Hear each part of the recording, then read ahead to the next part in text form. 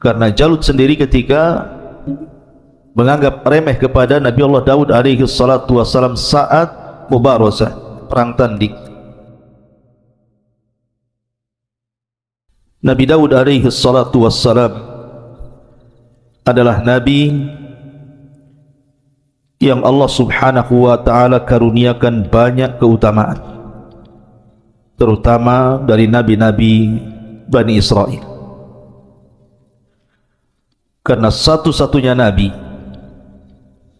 dan yang pertama dari kalangan Nabi Bani Israel yang Allah subhanahu wa ta'ala berikan dua karunia yang sangat besar, karunia dari langit dan karunia dari bumi. Adapun karunia dari langit, Allah subhanahu wa ta'ala wahyukan kepada Nabi Allah Daud untuk menjadi seorang Nabi. Dan ini keutamaan yang luar biasa, diangkatnya beliau menjadi seorang Nabi.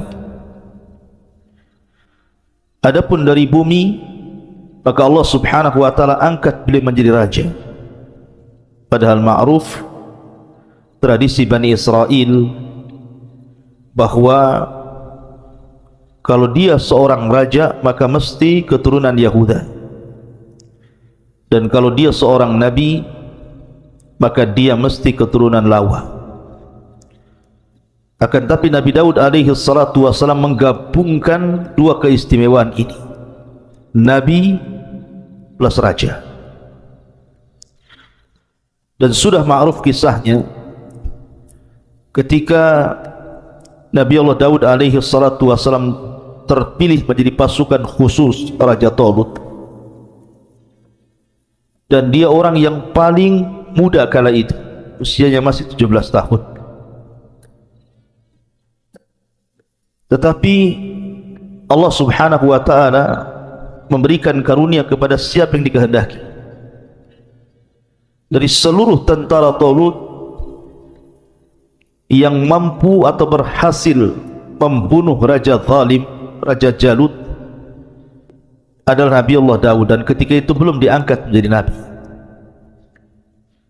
Baru setelah kemudian dia membunuh Jalut, kemudian Talut menjanjikan bahwa siapapun yang membunuh Jalut maka dia berhak menikahi salah satu putri dan berhak mendapatkan kekuasaan setelahnya. Karena Jalut sendiri ketika menganggap remeh kepada Nabi Allah Daud alaihi salatu wassalam saat mubarazah, perang tanding, Jalut mengatakan, kalau engkau bisa membunuhku maka ku serahkan kerajaanku kepada, tapi jika aku membunuhmu maka serahkan kerajaan kalian kepadaku. Dan Daud berhasil membunuh Jalut sehingga sudah pantas dia mendapatkan kerajaan Jalut. Ma'asyiral muslimin yang dimuliakan Allah subhanahu wa ta'ala, terlebih setelah kemudian Nabi Allah Daud alaihi salatu wassalam menikah dengan salah satu putri daripada Talut, dari sini Allah subhanahu wa ta'ala firmankan, wa atainahu al-hikmah, dan Allah subhanahu wa ta'ala berikan al-hikmah, maksudnya kenabian. Maka resmilah Daud alaihi salatu wassalam diangkat oleh Allah subhanahu wa ta'ala menjadi nabi. Dan Allah subhanahu wa ta'ala turunkan kitab langit, sebagaimana Ibrahim alaihi salatu wassalam diturunkan padanya suhuf, inna hadha lafi suhufil ula suhufi Ibrahim wa Musa. Sesungguhnya Al-Quran ini terdapat lembaran-lembaran kitab langit berupa suhuf, suhufnya Nabi terdahulu dan juga suhufnya Musa dan Ibrahim. Maka sebagaimana Nabiullah Ibrahim diturunkan suhuf kepadanya, kemudian juga Nabi Musa alaihi salatu wasallam diturunkan Taurat, kemudian Isa bin Maryam diturunkan Injil, dan Rasul kita Muhammad sallallahu alaihi wasallam diturunkan Al-Quran, maka Nabiullah Daud juga diturunkan Zabur. Tentu Zabur tidak sebagaimana Taurat, Injil ataupun Al-Quran yang sangat tebal, karena Zabur itu kinayah taranum, mungkin semacam bait-bait syair yang suka ditaranumkan, dilanggamkan oleh Daud alaihi salatu wassalam. Dan Daud memiliki 70 suara. Jadi kalau dia taranum membaca Zabur, maka dia membaca dengan 70 qiraah. Setiap berpindah satu qiraah ke qiraah berikutnya, suaranya semakin indah, semakin baik. Bahkan saking indahnya suara Nabiullah Daud alaihi salatu wassalam, burung-burung bahkan gunung-gunung ikut taranum dengan Daud alaihi salatu wassalam. Nanti akan saya kisahkan bagaimana kisah qiraah Zabur Nabiullah Daud alaihi salatu wassalam. Baik, kita akan mulai dengan beberapa ayat Al-Quran yang bicara tentang kisah Nabiullah Daud alaihi salatu wassalam. Allah subhanahu wa ta'ala berfirman dalam suratul Sad, dalam suratul Sad ayat ke-17, A'udzu billahi minasyaitonir rajim, isbir ala ma yaqulun, bersabarlah engkau wahai Muhammad terhadap apa yang mereka katakan kepadamu. Kita tahu bahwa dakwah Nabi SAW itu penuh dengan tantangan dan rintangan, mulai daripada hinaan, ejekan, cacian, makian, ancaman. Itulah tantangan dakwah Nabi SAW. Sehingga terkadang Nabi SAW sempit hatinya, dan Allah tahu. Makanya kemudian di antara faedah Al-Quran ini sepertiganya bicara tentang qasas, kisah-kisah para nabi, kisah-kisah para rasul, adalah untuk menguatkan hati Rasul, linusabbitu bihi fuadak, agar hati Nabi SAW tenang. Apabila Nabi SAW diancam untuk dibunuh, maka sebelumnya para nabi juga diancam, bahkan dibunuh. Seperti Nabi Allah Yahya ibn Zakaria dibunuh, dipenggal kepalanya.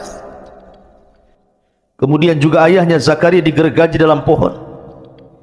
Kemudian Isa juga diancam oleh kaumnya, kemudian diangkat ke langit karena akan mengalami pembunuhan. Maka di sini Allah Subhanahu wa taala ingin menghibur Nabi sallallahu alaihi wasallam dengan mengkisahkan Nabi Allah Daud kepada beliau. Allah Subhanahu wa taala mengatakan, isbir ala ma yaqulun, bersabarlah atas apa yang mereka katakan. Wadhkur abdana Daud dzal aidi innahu awwab, dan ingatlah akan hamba kami. Allah Subhanahu wa taala menasabkan Daud kepada hamba Allah, dan ini idhafah tasyrif namanya, idhafah pengagungan, bahwa Daud ini bukan orang biasa tapi orang mulia, karena dinasabkan dengan kata-kata abdana, idhafahkan kepada kami Allah Subhanahu wa taala.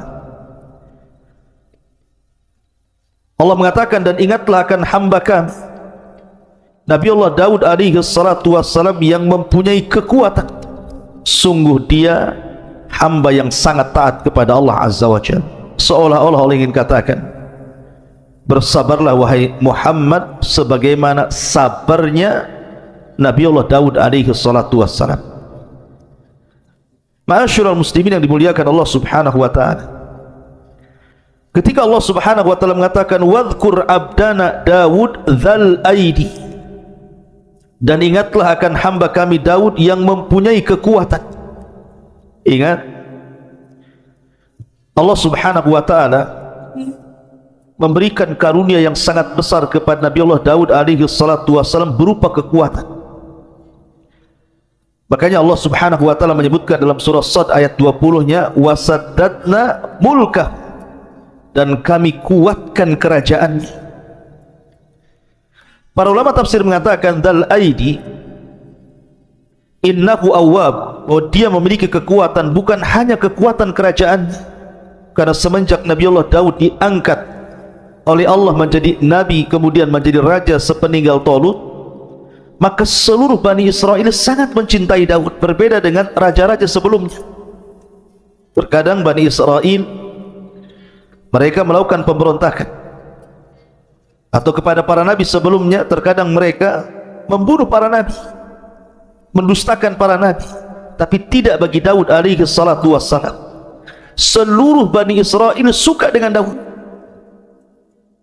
karena dia memiliki kekuatan yang Allah anugerahkan, bukan hanya kekuatan kerajaan, kekuatan tentara-tentaranya dan banyaknya pasukannya, tapi dia juga memiliki kekuatan ibadah.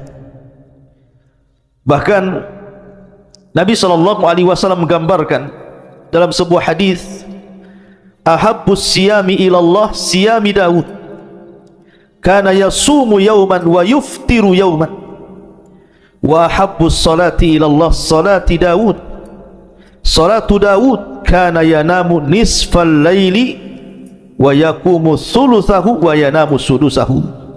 Muttafaqun alaih. Kata Nabi SAW, sebaik-baiknya puasa, kata Nabi SAW, sebaik-baiknya puasa adalah puasa Daud alaihi salatu wassalam. Makanya ada sahabat namanya Abdullah ibn Amr ibn As, salah seorang sahabat Rasul yang suka mencatat. Makanya Abu Hurairah radhiyallahu anhu mengatakan, orang yang paling banyak hafalan hadis dari Rasul itu adalah diriku, kecuali Abdullah ibn Amr bin As. Dia lebih banyak mengumpulkan riwayat dari Rasul karena dia mencatat. Lah Abdullah ibn Amr ibn As ini suka dengan puasa. Terkadang dia puasa satu hari, kemudian tidak puasa satu hari. Terkadang dia ingin puasa seterusnya, karena dia sanggup melakukan, kalau bisa setiap hari puasa. Tapi Nabi SAW ketika itu mengatakan, sum yauman wa aftir yauman. Walaupun engkau sanggup berpuasa tiap hari, wahai Abdullah ibn Amr, tetaplah kau harus berpuasa satu hari dan meninggalkan puasa satu hari. Wa dzalika siyamu Daud, itulah puasanya Nabi Daud. Wa huwa afdhalus siyam, dan itu seutama-utama puasa. Kata Abdullah bin Amr, ya Rasulullah, inni utiku afdhala min, aku bisa lebih baik daripada Daud, setiap hari puasa pun aku sanggup. Tapi Rasul mengatakan, la afdhala min dzalik, tidak ada yang lebih afdal dibandingkan puasa Daud. Puasa satu hari, tinggalkan satu hari. Kemudian Nabi SAW mengatakan, wa ahabbus salati ilallah salatu Daud, dan seutama-utama salat, maksudnya salat sunnah, adalah salatnya Nabi Daud. Beliau tidur di pertengahan malam, kemudian bangun di sepertiganya, kemudian tidur di seperenam. Jadi Nabi Daud alaihi salatu wassalam itu terkenal qawwaman sawwaman. Kalau malam hari dia salat malam, dan kalau siang hari dia berpuasa. Dan dia seorang mujahid, seorang pemberani. Allah berikan kecerdasan kepada Daud alaihi salatu wassalam. Ma'asyiral muslimin yang dimuliakan Allah Subhanahu wa taala. Makanya para ulama mengatakan, di antara sebab kekuatan kekuasaan Daud itu karena tiga perkara. Pertama, fi jundihi, dari segi tentaranya sangat kuat dan banyak pasukan dan tidak pernah terkalahkan. Yang kedua, wa quwwatihi, Allah berikan kekuatan ibadah, bukan hanya kekuatan kerajaan tetapi kekuatan ibadah. Dan tentu yang terakhir, nikmatun minallahi alaih, karena itu nikmat yang Allah anugerahkan kepada Daud alaihi salatu wassalam. Apa saja nikmat yang Allah anugerahkan kepada Nabi Allah Daud? Allah lanjutkan dalam surah Sad ayat 18, inna sakharnal jibala ma'ahu yusabbihna bil ashi wal israh Sungguh kamilah yang menundukkan gunung-gunung itu untuk bertasbih bersama Daud pada waktu petang dan juga pada waktu pagi. Wa tayra mahsyurah wa tayra mahsyuratan kullu lahu awwab. Bukan hanya gunung-gunung ditundukkan kepada Nabi Allah Daud alaihi salatu wassalam, sampai kepada kami tundukkan burung-burung dalam keadaan terkumpul masing-masing sangat taat kepada Allah Azza wa Jalla. Jadi kisahnya begini. Saya sudah ulangi dari awal tadi, Nabi Daud itu diberikan kehebatan bacaan Zabur. Kalau dia tarannum luar biasa. Dan itu diisyaratkan kepada sabda Nabi sallallahu alaihi wasallam ketika memuji orang-orang Asy'ariyun. Jadi ada kabilah di Yaman namanya Asy'ari. Kabilahnya Abi Musa al-Asy'ari. Itu dikenal dengan suara Al-Quran yang sangat merdu. Jadi apabila pasukan Asy'ariyun ini berangkat jihad bersama Rasul, safar untuk berjihad, maka apabila di malam hari, kan yang terlibat dalam perang itu bukan hanya satu kabilah, berkabilah-kabilah, salah satunya kabilah Asy'ariyun. Apabila Nabi SAW beristirahat di malam hari dan pasukan pun beristirahat, Nabi SAW tahu di mana letak kabilah Asy'ariyun beristirahat, walaupun banyak kabilah. Sampai-sampai dia mengatakan, inilah a'lamu maudi al-Asy'ariyina indal jais. Aku tahu di mana letaknya kabilah Asy'ariyun di tengah-tengah pasukan. Kenapa? Karena kebiasaan mereka suka solat malam dan tarannum Al-Quran, dan suaranya indah. Makanya suatu malam Nabi SAW suatu ketika berjalan-jalan ke ganggang rumah-rumah kota Madinah, melihat kondisi sahabatnya. Rupanya Nabi terhenti dengan sebuah rumah, karena di zaman itu sudah terbiasa dari rumah-rumah kaum muslimin itu keluar suara tawa, maksudnya suara bacaan Al-Quran seperti suara tawa. Manusia disibukkan dengan bacaan Al-Quran. Jadi Rasul kalau lewat di rumah ini keluar suara Al-Quran, di rumah itu keluar suara Al-Quran. Dan itulah kehebatan para sahabat, menghidupkan malam mereka dengan Al-Quran. Berbeda dengan di zaman sekarang, yang keluar dari rumah itu bukan Al-Quran, justru sesuatu yang melalaikan dari Al-Quran, suara musik, bahkan suara-suara candaan, suara-suara tertawa yang tidak ada gunanya. Bahkan hal-hal yang diharamkan pun keluar dari rumah-rumah kaum muslim. Tapi di zaman itu tidak ada suara yang keluar dari rumah kaum muslimin di malam hari kecuali bacaan Quran. Sehingga Nabi SAW terhenti di salah satu rumah. Rupanya rumah itu adalah rumahnya Abu Musa al-Asy'ari radhiyallahu anhu. Maka Rasul tertegun mendengar suara bacaan Abu Musa al-Asy'ari yang luar biasa, merdu, sampai Rasul tidak sadar waktu berjalan mendekati waktu subuh. Maka Rasul baru tersadar, langsung dia pulang. Kemudian persiapan sholat subuh. Setelah sholat subuh, dia panggil Abi Musa al-Asy'ari radhiyallahu anhu dan mengatakan, ya Aba Musa, semalam aku terhenti di samping rumah dan aku mendengar suara Al-Quran yang begitu menakjubkan dan indah. Maka kata Abi Musa al-Asy'ari, ya Rasulullah, kalau seandainya aku tahu kau berada di samping rumahku, ku indahkan lagi bacaanku. Kata Rasul, ya Aba Musa, laqad utita mizmar min bazamiri ali Daud.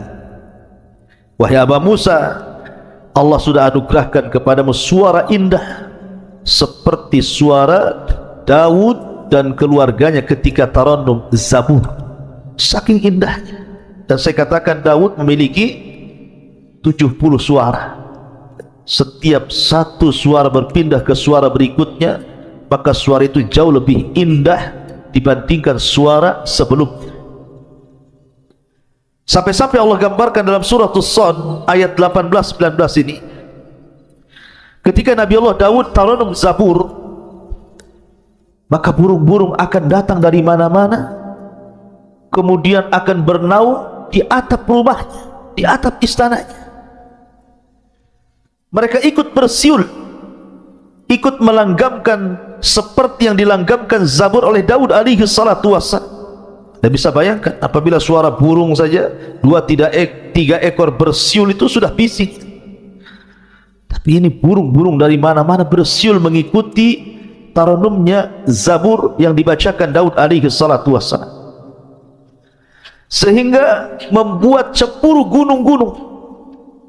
Seolah-olah gunung mengatakan, engkau izinkan burung-burung ikut taranum bersama Daud, izinkan aku juga ya Rabb taranum dengan Zabur yang dibacakan Daud alaihi salatu wassalam. Akhirnya Allah subhanahu wa ta'ala izinkan, akhirnya gunung pun bersuara. Karena ulama tafsir mengatakan bahwa tasbihnya gunung dan juga burung-burung itu ala zahiriha, dibawa kepada zahir Al-Quran. Jadi betul-betul bersuara. Dari sini ada kisah Israiliyat, ketika sudah terlapor ramai suara burung, suara gunung, sehingga suara Daud otomatis mengecil. Karena suara burung saja sudah, kalau sudah berkicau itu melebihi suara manusia. Maka Daud mengadu kepada Allah Azza wa Jalla, ya Rabb, kalau aku taranum Zabur sementara suara burung begitu bisingnya, suara gunung juga sama, bagaimana kau bisa mendengar suara Zabur yang kubacakan untukmu? Maka dari situ kemudian Allah mengutus Jibril alaihi salatu wassalam, kemudian membawa Nabi Allah Daud ke dalam sebuah lubang ke dasar bumi. Sesampainya kemudian masuk ke dalam lubang ke dasar bumi itu, maka Jibril kemudian mengambil sebuah batu yang retak. Tiba-tiba batu itu dibelah, rupanya ada ulat di situ. Kata Jibril alaihi salatu wassalam, ya Daud, fasma mada yaqulu Dud, dengarkan apa yang diucapkan oleh Dud itu, maksudnya oleh ulat di dalam pecahan batu itu. Rupanya Daud mendekatkan telinganya, rupanya dia sedang bertasbih kepada Allah Azza wa Jalla. Kata Jibril, lihat, ini ulat di dasar bumi bertasbih, Allah mendengarnya. Apalagi engkau berada di atas bumi, tentu Allah lebih mendengarnya. Walaupun suara-suara burung dan gunung itu mereka pun bersuara melebihi suara. Tapi ini kisah Israiliyat. Ma'asyiral muslimin yang dimuliakan Allah subhanahu wa ta'ala, intinya bahwa Allah anugerahkan kepada Daud suara yang sangat indah, luar biasa. Dan ketika suara Nabi Allah Daud itu mempengaruhi suara burung, mempengaruhi gunung, menunjukkan bahwa bacaan ayat-ayat Allah itu memiliki pengaruh kuat pada manusia. Makanya kita lihat Nabi SAW itu bukan hanya membaca Al-Quran, tetapi juga rindu mendengarkan bacaan Al-Quran orang lain. Suatu ketika Nabi SAW memanggil Abdullah ibn Mas'ud yang kunyahnya Ibnu Ummi Abdi. Suaranya juga indah, bahkan pernah disejajarkan dengan suara Jibril ketika Rasul pulang dari safar bersama Abu Bakar dan Umar, kemudian mendengar suara Abdullah ibn Mas'ud membaca Al-Quran. Kata Nabi SAW, ya Aba Bakrin wa ya Umar, wahai Abu Bakar dan Umar, man arada an yasma'al Qur'ana ghaddan tariyan falyasma'ala qiraati Ummi Abdi. Wahai Abu Bakar, wahai Umar, kalau engkau ingin mendengarkan bagaimana Al-Quran itu turun kepadaku, ketika Jibril membaca Quran kepadaku, maka perdengarkan suara Ibnu Ummi Abdin, maksudnya Abdullah ibn Mas'ud. Jadi Rasul memanggil Abdullah ibn Mas'ud dan mengatakan, iqra alayya al-Quran, wahai Abdullah bin Mas'ud, tolonglah bacakan untukku Al-Quran. Kata Abdullah bin Mas'ud, ya Rasulullah, aqra'u alayka wal Qur'anu unzila ilaik. Rasul, bagaimana mungkin aku membacakan Al-Quran kepadamu sementara Quran itu turun kepadamu? Tapi Rasul mengatakan, iqra, baca saja. Faqara'a, maka dia pun membaca suratul Nisa sampai kepada ayat wa kaifa idza ji'na min kulli ummatin bisyahid wa ji'na bika ala haula'i syahida. Bagaimana kalau seandainya setiap umat itu memerlukan saksi dan engkau saksi bagi umat-umat itu? Sampai kepada ayat ini Rasul mengatakan hasbuka hasbuka, cukup cukup. Rupanya Abdullah ibn Mas'ud melihat Rasul menangis. merenungkan ayat yang dibaca Abdullah ibn Mas'ud radhiyallahu anhu. Jadi Al-Quran itu mempengaruhi sampai kepada Nabi sallallahu alaihi wasallam. Makanya kita lihat ada seorang ulama namanya Fudail ibn Iyad, seorang perompak padang pasir. Ketika dia hendak merampok salah satu rumah orang kaya milik seorang wanita tajir, ada yang mengatakan hendak melihat wanita yang disukainya seorang jariyah naik ke atas rumah. Tiba-tiba sahibul bait, pemilik rumah itu sedang qiyamul lail, kemudian membacakan Al-Quran sampai kepada ayat alam ya'ni lilladzina amanu an tash'a qulubuhum bi dzikrillah wa ma nazala minal haq. Tidakkah sampai usia, maksudnya 40 tahun, untuk menyadarkan dia kembali berzikir kepada Allah, dan begitu seterusnya. Tiba-tiba Fudail bin Iyad hampir jatuh dari atap rumah itu. Dia mikirkan ayat itu sampai akhirnya dia pun bertobat dari rampoknya, kemudian belajar sehingga menjadi alim min ulama'id dunia. Jadi ulama dunia terkenal zuhud wara. Intinya bahwa faedah yang sangat besar dari kisah Nabi Daud alaihi salatu wassalam, dia mampu membaca Zabur dan Allah anugerahkan suara yang sangat indah. Maka bagi anda yang Allah anugerahkan suara indah, gunakan untuk membaca Al-Quran. Buat apa anda gunakan untuk menyanyi? Tidak ada faedahnya dunia akhirat. Wa minan nasi man yashtari lahwal hadith liyudhilluka an sabilillah. Karena ada sebagian manusia itu yang akan memperjualbelikan lahwal hadith, ucapan-ucapan yang tidak ada gunanya untuk menyesatkan jalan Allah. Maka gunakan suara emas, suara indah anda untuk membaca Al-Quran. Rasul mengatakan man lam yataghanna bil Quran falaysa minni. Siapa yang tidak melanggengkan Al-Quran dengan suara indah, maka bukan termasuk umat. Quran itu indah dan akan semakin indah bila dibacakan orang yang memiliki suara indah. Ma'asyiral muslimin yang dimuliakan Allah Azza wa Jalla, kemudian Allah mengatakan dalam surah As-Sadd ayat 20-nya, wa shaddadna mulkahu wa atainahul hikmata wa faslal khitab. Dan kami kuatkan kerajaannya. Sekali lagi, Daud ini diberikan anugerah kekuatan kerajaan karena semua Bani Israel mendukungnya. Tidak ada satu pun yang memberontak. Selama 40 tahun Nabiullah Daud berkuasa, kehidupan Bani Israel sungguh di atas kejayaan, memiliki raja plus juga nabi, dan memiliki tentara yang sangat kuat dan kekuatan ibadah yang luar biasa. Makanya Allah mengatakan dan kami kuatkan kerajaannya, wa atainahul hikmah, dan kami berikan hikmah kenabian kepadanya, wa faslal khitab, dan kebijaksanaan dalam memutuskan perkara. Jadi Nabi Allah Daud itu subhanallah, dia diberikan kepahaman yang luar biasa. Setiap kasus yang ditanganinya, maka Allah berikan jalan keluar.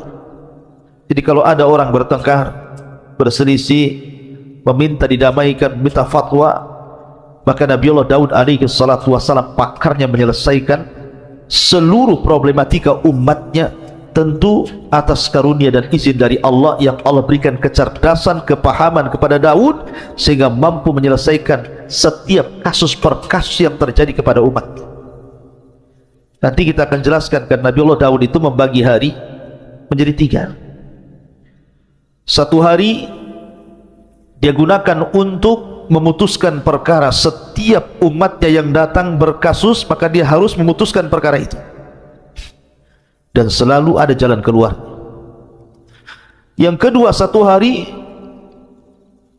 dia mengunjungi rakyatnya, bertanya soal kebutuhan mereka, apa yang kurang, apa yang dikehendaki umatnya, sehingga Daud tahu kebutuhannya. Kemudian yang ketiga, satu hari beliau gunakan untuk ibadah. Tidak boleh ada siapapun yang mengganggunya sampai kepada keluarganya. Dia punya ruangan khusus, beribadah saja satu hari. Dan itulah Daud alaihi salatu wassalam membagi hari-harinya, dan itu sudah menjadi sebuah kebiasaan dan adat yang diketahui Bani Israel. Jadi kalau mereka ada kasus, mereka nunggu kepada hari ketika Nabi Daud menjadi hakim dulu. tidak lantas setiap hari datang. Ma'asyiral muslimin yang dimuliakan Allah Subhanahu wa taala. Kemudian Allah Subhanahu wa taala juga berfirman dalam ayat yang lain, "Wa laqad atayna Dawuda minna fadla ya jibalu awwibi ma'ahu wat-tayra wa alanna lahul hadid ani'mal sabighati wa qaddir fi syardi wa'malu salihan inni bima ta'maluna basir." Dan sungguh kami telah berikan kepada Daud karunia yang sangat besar dari kami. Kemudian Allah mengatakan, wahai gunung-gunung, wahai burung-burung, bertasbihlah berulang-ulang bersama Daud, dan kami telah melunakkan besi untuknya. Buatlah baju besi yang besar-besar dan ukurlah anyamannya, dan kerjakanlah kebaikan, sungguh aku maha melihat apa yang kamu kerjakan. Jadi selain Daud alaihi salatu wassalam mampu tarannum dengan 70 qiraah sehingga gunung dan juga burung-burung ditundukkan kepada Nabi Daud alaihi salatu wassalam, Daud juga walaupun dia seorang nabi, seorang raja, bukan berarti kemudian dia mengandalkan keutamaan yang Allah anugerahkan kepadanya untuk mencari rezeki, tidak. Tapi dia bekerja sendiri. Dia tidak mengandalkan gaji, mungkin bahasa kita, tidak semena-mena karena dia seorang raja, memiliki istana, memiliki daya, memiliki pasukan. Tidak. Daud bekerja sendiri dengan keringatnya. Salah satu pekerjaan yang masyhur, dan ini salah satu mukjizat yang Allah anugerahkan kepada Daud juga, dia mampu membuat baju besi tanpa ada pembakaran api. Jadi kalau seandainya saya analogikan seperti Anda membuat kue, mengadon roti, cukup dengan tangan, ikul-kul mungkin bahasa kitanya, dirakit sendirian dengan tangannya, seolah-olah sudah ada panas di dalam tangannya itu, sehingga dia membuat baju besi itu tinggal membelok-belokkan saja. Dan dia adalah orang yang pertama kali membuat baju besi perang. Makanya wajar kalau tentaranya kuat, karena di zaman itu tidak dikenal tentang baju besi. Dialah yang mencetus pertama pembuatan baju besi dengan mukjizat dari Allah Subhanahu wa taala, mampu merangkai baju besi tanpa harus dibakar. Cukup kemudian dirakit dengan tangannya, dan baju besinya sangat indah, sangat kokoh. Dia walaupun besi tetapi ringan dipakai. Dan itu keutamaan Nabi Allah Daud, dan itu bagian daripada mukjizat yang Allah anugerahkan selain daripada faslul khitab tadi. Dan ini juga pelajaran bagi anak-anak muda. Terkadang banyak orang-orang yang kemudian kuliah tinggi-tinggi dengan harapan setelah selesai kuliah langsung menjadi direktur perusahaan, owner perusahaan. Ya, terkadang ada orang yang seperti itu. Tapi terkadang Allah uji setelah dia kuliah tinggi-tinggi, rupanya pengangguran, malas. Dia malu untuk bekerja, umpamanya ngojek kah, driver apa gitu kan, atau bangunan, atau mungkin jualan kecil-kecilan. Alasannya, saya sudah sarjana, sudah S3 pun tak mungkinlah saya bekerja seperti kalian yang tidak sekolah. Subhanallah. Daud alaihi salatu wassalam ini jauh lebih mulia dibandingkan Anda. Dia seorang raja, memiliki istana, dayang-dayang, kekuatan, kekayaan. Bahkan dia seorang ahli ibadah yang tidak pernah meninggalkan puasa dan tidak pernah meninggalkan qiyamul lail. Tapi dia juga bekerja. Makanya terkadang ada orang-orang yang malas sehingga menjadi peminta-minta. Lihat di lampu merah itu, terkadang kita melihat orangnya kuat, kekar, masih muda, kerjanya minta-minta. Lihatlah bagaimana Nabi Allah Daud mengajarkan kepada kita, walaupun dia seorang nabi, seorang raja, dilimpahkan karunia yang banyak, tetap saja dia bekerja dengan amalan tangannya. Makanya Nabi SAW bersabda, ma akala ahadun ta'aman qad khairan min an ya'kula min amali yadihi, wa anna Nabi Allah Daud kana ya'kulu min amali yadihi. Tidaklah seorang itu memakan sebuah makanan yang jauh lebih baik dibandingkan makan itu hasil jerih payah tangannya. Dan sesungguhnya Nabi Allah Daud, beliau memakan dari hasil tangan. Ma'asyiral muslimin yang dimuliakan Allah Azza wa Jalla, maka dari sini mengisyaratkan bahwa Nabi Daud alaihi salatu wassalam beramal sendirian, bahkan dilebihkan dari para nabi. Dan kebiasaan para nabi juga, mereka bekerja. Ibrahim alaihi salatu wassalam, dia jual baju, dia membeli baju di pasar di tempat lain kemudian dijual di tempat lain. Itu Ibrahim Khalilur Rahman, pemimpin ataupun Abul Anbiya, bapaknya para nabi, bekerja. Zakaria Najjar, bahasa kita Najjar itu semacam ya pembuat kayu. Ini zaman sekarang ini mebel gitu. Itulah pekerjaannya Nabi Zakaria alaihi salatu wassalam. Bahkan Rasul tidak malu-malu untuk menjadi ra'il ghanam, penggembala kambing milik tuan Arab. Dan begitulah para nabi mengajarkan kepada kita agar kita bekerja dan bekerja mencari yang baik dan halal. Kulu min thayyibati ma razaqnakum. Ma'asyiral muslimin yang dimuliakan Allah Subhanahu wa taala. Kemudian kalau kita melihat bagaimana keistimewaan Nabi Allah Daud alaihi salatu wassalam, juga Allah Subhanahu wa taala berfirman di dalam Al-Qur'anul Karim, "Wa laqad atayna Dawuda wa Sulaiman ilma wa qala alhamdulillahi alladhi faddalana ala katsirin min ibadina al-mu'minin." Dalam surah An-Naml ayat 15 Allah katakan, dan sungguh kami berikan kepada Daud dan Sulaiman ilmu yang banyak. Kemudian keduanya pun bersyukur kepada dan mengatakan, alhamdulillah, segala puja dan puji hanya milik Allah yang telah mengaruniakan kepada kami dibandingkan kebanyakan dari hamba-hambamu yang beriman. Bersyukur. Jadi Daud dan juga Sulaiman mengajarkan kepada kita, nikmat apapun yang Allah anugerahkan kepada kita itu datang dari Allah. Bersyukurlah kepada Allah Azza wa Jalla akan nikmat itu. Aku itu nikmat dari Allah. Jangan seperti Qarun yang awalnya dia seorang pembaca Taurat hebat, memiliki suara indah membaca Taurat. Qarun itu orang yang dekat dengan Nabi Musa, ahli ibadah.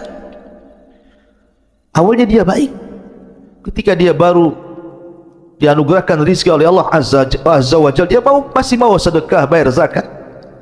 Tapi setelah Allah anugerahkan kekayaan yang begitu besar pada Qarun, dia pun sombong dan mengatakan, innama utitu min ilmin indi, kekayaan ini datang dariku, bukan dari Allah, karena kecerdasan. Mungkin bahasa kitanya, karena saya sudah kuliah tinggi-tinggi, kalau saya sekarang kaya, jadi manajer, jadi owner perusahaan, wajar itu karena kecerdasanku. Dia lupa bahwa yang berikan rizki itu Allah Subhanahu wa ta'ala. Akui itu nikmat dari Allah. Bersyukur dengan cara mengeluarkan rizki Allah itu kepada sesuatu di jalan Allah. Karena banyak orang-orang itu yang mencari rizki dengan cara halal, tapi kemudian diinfakkan dengan cara yang haram. Harta anda akan ditanya di hadapan Allah, bin aina iktasabahu wa fima anfaqahu, kemana, dari mana kau hasilkan harta itu, kemana kau belanjakan, semua akan ditanya. Maka di sini pelajaran yang sangat berharga dari Nabi Allah Daud dan juga Sulaiman putranya, beliau memuji Allah Subhanahu wa taala, alhamdulillah.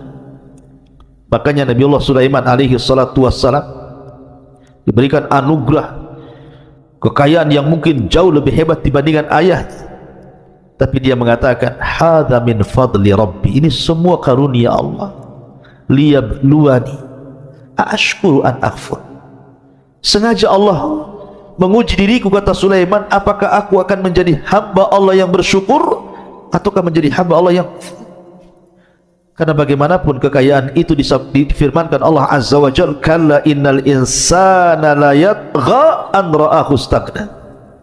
Tapi banyak orang-orang yang kemudian melampaui batas dalam hidupnya ketika Allah berikan kecukupan kepadanya. Ta'udzubillah. Ma'asyiral muslimin yang dimuliakan Allah Subhanahu wa ta'ala, ketika para ulama memberikan catatan bahwa dalam surah An-Naml ayat 15 ini walaqad atayna Dawuda wa Sulaimana ilma wa qala alhamdulillahilladzi faddalana ala katsirin min ibadihil mu'minin. Dan sungguh kami telah berikan kepada Daud dan juga Sulaiman ilmu yang banyak. Kemudian keduanya memuji Allah dan mengatakan segala puja dan puji hanya milik Allah yang telah melebihkan kami dari kebanyakan hamba-hamba Allah yang beriman. Allah berikan nikmat yang luar biasa kepada dua nabi, salah satunya Nabi Allah Daud alaihi salatu wasallam. Apa saja nikmat yang Allah anugerahkan kepada Nabi Allah Daud alaihi salatu wasallam? Yang pertama, al-quwwah al-ilmiyah, kekuatan pengetahuan yang cerdas. Makanya Allah mengatakan dalam surah Al-Baqarah ayat 251, wa 'allamnahu wa 'allamahu mimma yasha. Dan Allah ajarkan pengetahuan kepada siapa dari hambanya sesuai dengan kehendaknya. Ma'asyiral muslimin yang dimuliakan Allah Azza wa Jalla, dan Nabi Allah Daud diberikan pengetahuan yang luar biasa, kepahaman, kecerdasan yang luar biasa. Yang kedua, al-quwatul badaniyah, dia dianugerahkan kekuatan badan, kekuatan fisik, sehingga tadi bisa membuat baju besi dengan tanpa ada pembakaran. Cukup dengan tangannya saja dirangkai sedemikian rupa, akhirnya menjadi baju besi. Dan Allah katakan dalam surah Saba ayat 10, wa alanna lahul hadid, dan Allah lembutkan besi kepada Daud alaihi salatu wasallam, dan itu bentuk kekuatan fisik beliau. Kemudian yang ketiga, quwwatul mulki bi taskhiril asbabil madiyati wal ma'nawiyati liuqawwi mulkahu min kathratil junud wa husni sirati wal adli wal fasli fil khusumat. Kekuatan kerajaan dengan berbagai macam sebab, sehingga dengan kecerdasannya dan kekuatan fisiknya akhirnya kuat kerajaan, dicintai oleh Bani Israel.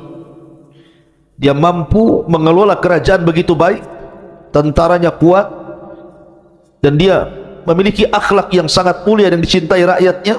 Dia seorang yang adil dalam memberikan keputusan, dan dia paham bagaimana cara menyelesaikan sebuah urusan, permasalahan, problematika yang dihadapi umatnya. Makanya Allah mengatakan wasyadatna mulkahu dalam surah Sad yang saya tadi bacakan ayat 20, dan kami kuatkan kerajaan. Kemudian yang keempat, al-isabatu fil qawli wal fahmi fil qadar, tepat sasaran apabila memutuskan sebuah perkara. Kalau ada orang konflik, bermasalah, datang kepada Nabi Daud, langsung bisa diselesaikan urusan, seketika langsung selesai urusannya. Makanya Allah mengatakan wa atainakul hikmata wa faslan khitab, faslal khitab, paham dengan urusan orang. Kemudian yang nomor 5, al-manzilatul aliyatu indallah, dan ini yang paling luar biasa. Daud memiliki keistimewaan yang tinggi di sisi Allah Subhanahu wa taala, sehingga Allah mengatakan dalam surah Sad ayat 25, faghafarna lahu dzalik wa inna lahu indana la zulfa wa husnal ma'ad. Kami ampuni dosa-dosanya, dan sungguhnya Daud di sisi kami, kata Allah, sungguh hamba Allah yang mendekatkan diri kepadaku, dan dia akan mendapatkan kebaikan tempat kembali kelak. Kemudian yang nomor 6, al-barakatu fil waqti wa taysirul qiraati alaihi, barakah dalam waktu, karena Daud itu tidak pernah menyanyiakan waktunya walaupun 1 detik.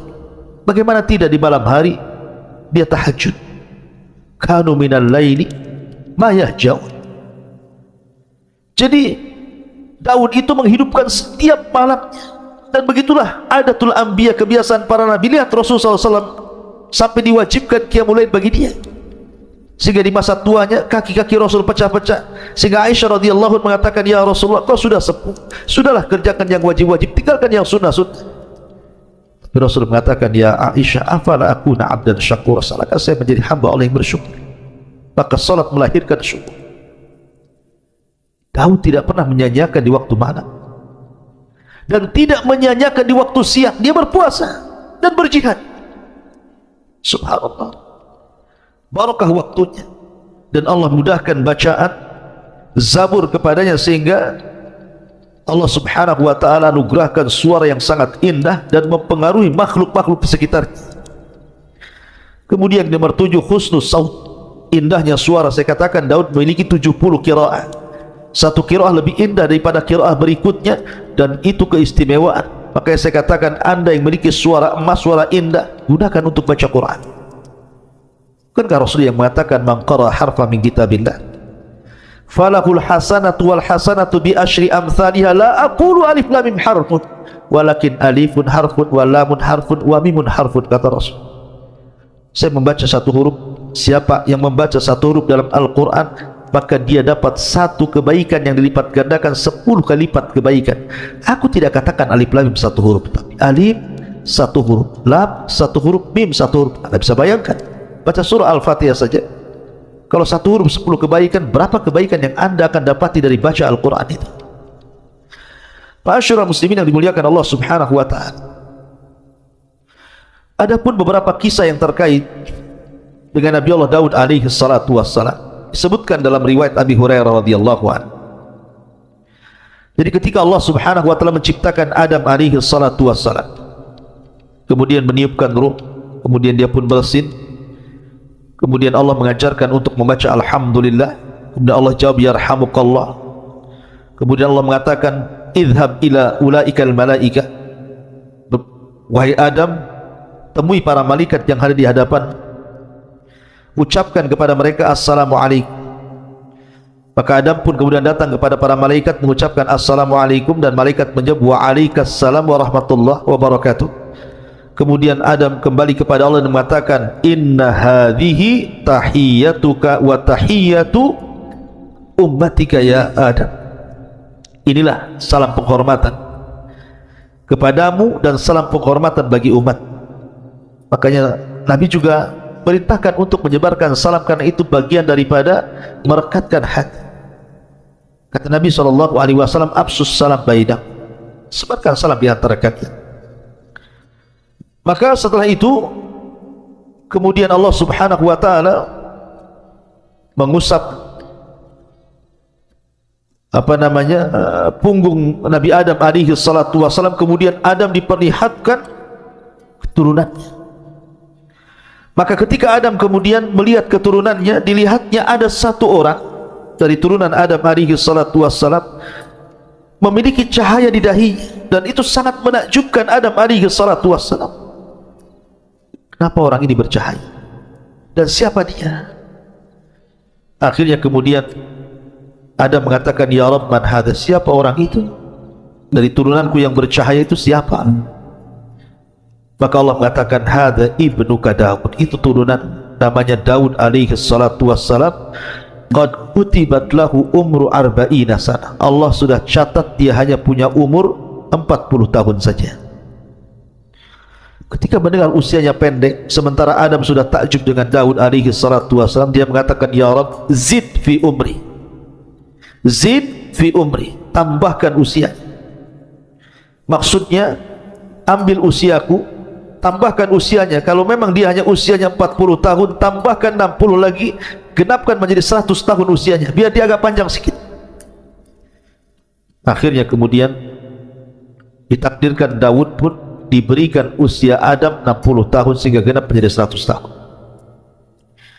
Di saat Adam sudah berusia 940 tahun, artinya sudah waktunya dia wafat, datang malakul maut, dan Adam sudah sembuh. Ketika malakul maut hendak mencabut ruhnya Adam, Adam lupa bahwa usia dia sudah diberikan 60 tahun kepada Daud, sehingga dia tidak mau dicabut nyawanya, dan tetap mengatakan, bukankah usiaku 1000 tahun? Tunggulah 60 tahun lagi, katanya. Malaikat maut mengingatkan, bukankah usiamu sudah diberikan kepada anak cucumu Daud alaihi salatu wassalam? Adam lupa. Makanya dari situlah manusia disebut al-insan, diambil dari kata nisyah, lupa. Karena Adam lupa, maka lupa ini pun berlaku kepada setiap turunan Adam, maka kita disebut insan. Tapi lihat di sini ada hubung kait antara Nabi Allah Adam alaihi salatu wassalam dengan Nabi Allah Daud. Karena keistimewaan Daud sampai Adam menyisihkan usianya 60 tahun untuk Nabi Allah Daud alaihi salatu wassalam. Ma'asyiral muslimin yang dimuliakan Allah subhanahu wa ta'ala. Kemudian kisah yang kedua, ketika Nabi Daud alaihi salatu wassalam, kita tahu bahwa Nabi SAW bersabda dalam hadis, Masih dari hadis Abu Hurairah radhiyallahu anhu yang terdapat dalam Musnad Imam Ahmad. Jadi Daud itu memiliki kecemburuan yang luar biasa dalam ibadah. Jadi kalau seandainya dia keluar, idza kharaja, kalau dia keluar, ughliqat al-abwab falam yadkhul ala ahlihi ahad. Kalau dia keluar, dia tutup ruangan khusus sampai keluarganya pun tidak boleh masuk ke ruangan itu sampai dia kembali. Jadi suatu ketika dia keluar, zata yaumin wa ghallaqatid dar, dan dia pun menutup ruangannya khusus itu, tidak boleh ada yang masuk sampai keluarganya. Kemudian fa'aqbalat imra'atuhu, tiba-tiba kemudian salah satu istrinya melihat pintu rumah yang sudah ditutup oleh Nabi Daud alaihi salatu wasallam tiba-tiba terbuka.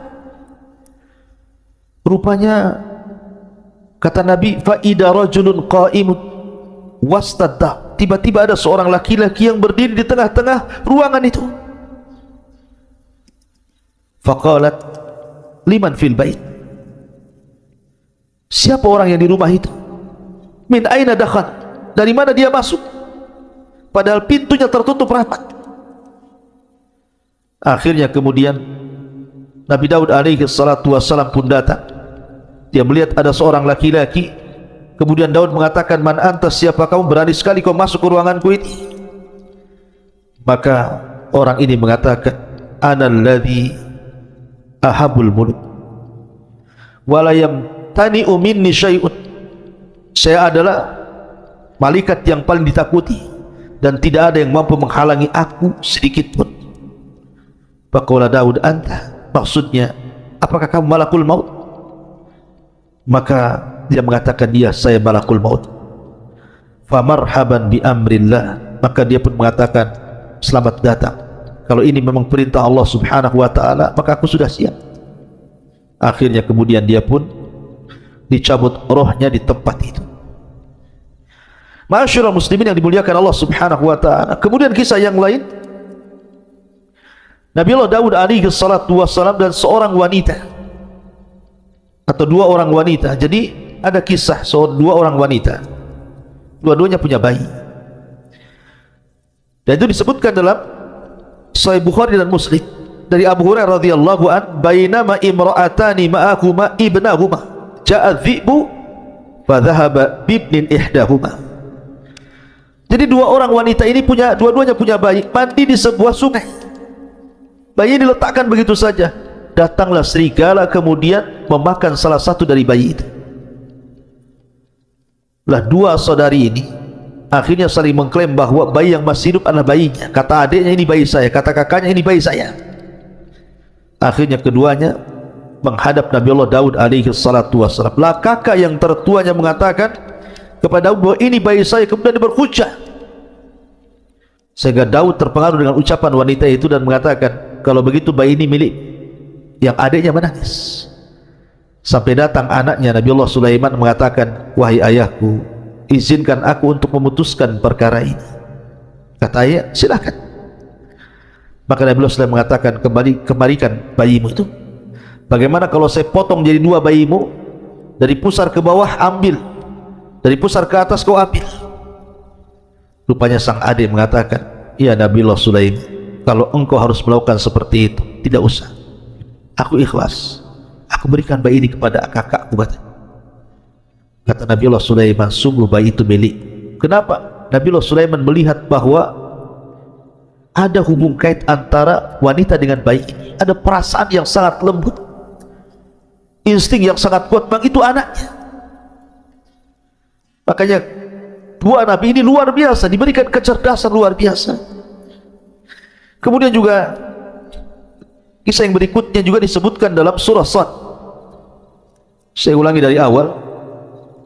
Nabi Daud alaihi salatu wassalam ini diberikan oleh Allah subhanahu wa ta'ala kecerdasan yang luar biasa, dan dia membagi waktunya menjadi tiga waktu.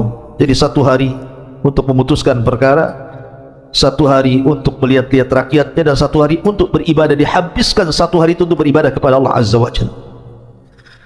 Jadi suatu hari disebutkan di dalam Al-Quran surah Sad ini,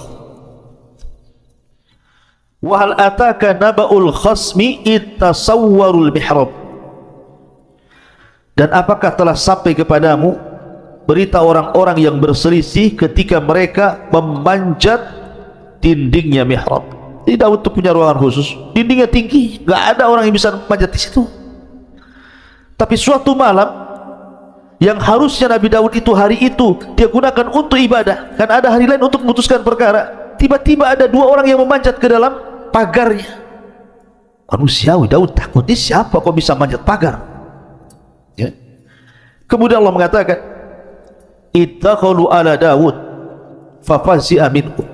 Ketika mereka masuk menemui Daud, Daud pun takut dan terkejut karena kedatangan mereka. Qalu, maka dua orang yang berselisih ini mengatakan kepada Daud, la takhaf, jangan takut. Khasmani baga ba'duna ala ba'din fahkum bainana bil haqq wa la tushtit wahdina ila sawa'is sirat. Jangan takut, kami dua orang yang sedang berselisih, sebagian kami menzalimi sebagian yang lain, maka berilah keputusan kepada kami secara adil, dan janganlah menyimpang dari kebenaran, serta tunjuki kami jalan yang lurus kepada Allah subhanahu wa ta'ala. Daud terperanjat. Kata Daud, ya sudah, apa masalah? Kemudian yang salah satu ini dari dua orang yang berselisih, yang satu diam saja, tapi yang satu bicara terus. Inna hadza akhi, ini saudaraku, lahu tis'un wa tis'una na'jah, dia mempunyai 99 ekor dari kambing betina, waliya na'jatun wahid, dan aku hanya mempunyai seekor kambing betina saja. Faqala aqfilniha wa azzani fil khitab, lalu dia berkata, serahkanlah kambingmu itu kepadaku, dan dia mengalahkan aku dalam perdebatan. Qala laqad dhalamaka bisu'ali na'jatika ila ni'aji, Daud berkata, sungguh dia telah berbuat zalim kepadamu dengan meminta kambingmu itu untuk ditambahkan kepada kambing. Jadi dua orang ini, yang satu punya kambing 99 ekor, yang satu memiliki satu kambing. Yang 99 ekor ini bersiasat supaya satu kambing ini diserahkan kepadanya sehingga genap menjadi 100. Jadi yang satu kambing, yang pemilik kambing ini meminta agar Nabi Daud menyelesaikan masalah. Ini orang ini mendolim sama saya, masa saya punya satu kambing mau diambil? Maka Allah subhanahu wa ta'ala kemudian mengatakan, wa inna kathiran minal khulata la yabghi ba'duhum ala ba'di illa alladhina amanu wa amilus salihat wa qalilum mahum wa dhanna Daud annama fatannahu fastaghfara rabbahu wa qarra raki'an wa anam. Kalau Allah subhanahu wa ta'ala mengatakan, dan sungguh memang banyak di antara orang-orang yang bersekutu itu benar-benar berbuat zalim sebagian mereka kepada sebagian yang lain. Masalahnya di sini, Nabi Daud alaihi salatu wassalam dalam hal ini kurang bijak. Karena Nabi Allah Daud alaihi salatu wassalam hanya mendengarkan satu pihak dan tidak mendengarkan pihak lain. Dia hanya mendengarkan dari pihak orang yang satu kambing itu, yang punya satu kambing, dan tidak mendengarkan pihak yang kedua yang memiliki 99 kambing. Masalahnya apa sehingga dia mau mengambil satu kambing itu? Harusnya kan dua-duanya. Oke, masalahnya apa? Karena kalau orang berserikat itu kebanyakan mereka pasti ada masalah.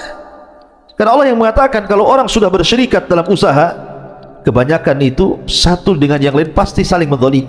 Sedikit sekali orang yang berserikat itu berakhir dengan kebaikan, rata-rata berakhir dengan keburukan. Satunya menzalimi, satunya mendustai, satunya mengambil hasilnya, satunya begitu seterusnya. Ada yang mengatakan asbab nuzul ayat ini, dan ini sekali lagi kisah Bani Israel, dan kaedah ketika kita mendengar kisah Bani Israel, kalau memang kisah itu sesuai dengan Al-Quran dan Sunnah kita terima, tapi kalau kisah itu tidak sesuai dengan Al-Quran dan Sunnah maka kita tolak.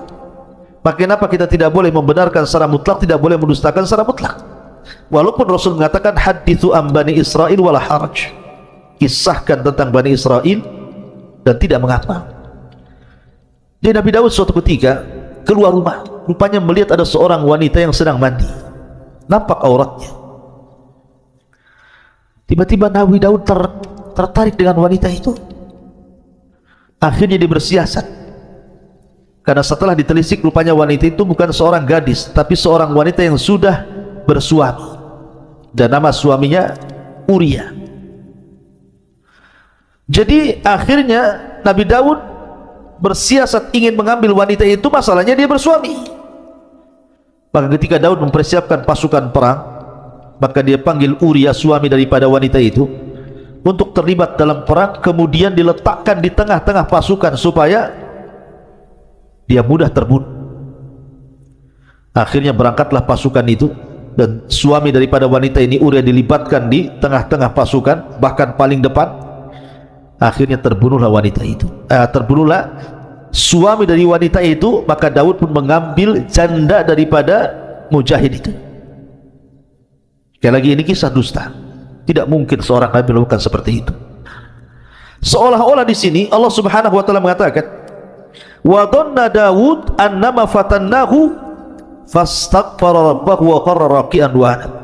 Daud menduga bahwa kami mengujinya, maka dia pun mohon ampun kepada Allah, lalu menyungkur sujud dan bertobat. Jadi seolah-olah orang ini ketika mengatakan, saya punya satu kambing, yang ini 99 kambing, seolah-olah kau ini Daud punya istri 99, karena istrinya Daud itu banyak, 99 istri. Tiba-tiba kau ingin menambah satu istri dengan cara zalim seperti itu, melibatkan suaminya dalam perang supaya mati. Sama dengan kisah ini, orang ini memiliki 99 kambing, kemudian saudara yang memiliki satu kambing, kemudian yang 99 yang punya kambing ini hendak menzalimi saudaranya dan mengambil satu kambing biar dimasukkan menjadi 100.